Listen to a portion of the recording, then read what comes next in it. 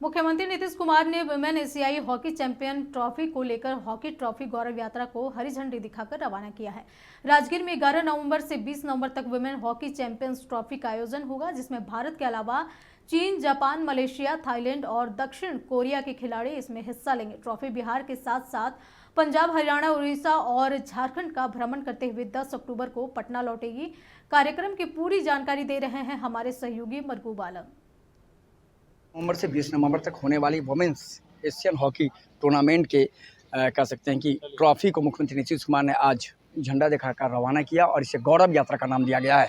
ये गौरव यात्रा है और ये बिहार, झारखंड, उड़ीसा और पंजाब जाएगी। उसके बाद बिहार के सभी 38 जिलों में यह गौरव यात्रा घूमेगी और घूमने के बाद कह सकते हैं इसके पीछे सबसे महत्वपूर्ण है कि लोग देखें कि किस तरीके से बिहार में पहली बार वुमेन्स हॉकी कह सकते हैं टूर्नामेंट किया जा रहा है। यह नज़ारा है पटना के मुख्यमंत्री आवास का, जहां मुख्यमंत्री नीतीश कुमार ने कह सकते हैं कि गौरव यात्रा की शुरुआत की है और उन्होंने झंडी दिखाकर रवाना किया और यह ट्रॉफी बिहार 4 राज्यों के साथ साथ बिहार के सभी 38 जिलों में घूमेगी। 11 नवंबर से 20 नवंबर तक ये कह सकते हैं ट्रॉफी ये कार्यक्रम राजगीर में होना है।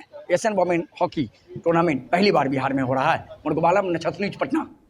बड़ी खबर पटना के दानापुर से सामने आ रही है, जहां बच्चे की हत्या के बाद आक्रोशित लोगों ने आरोपी के घर पर हमला बोल दिया है। बताया जा रहा है कि 2 पक्षों के बीच विवाद चल रहा था। इसी बीच बच्चे की हत्या के बाद लोगों का आक्रोश फूट पड़ा। दोनों पक्षों के बीच जमकर मारपीट हुई है।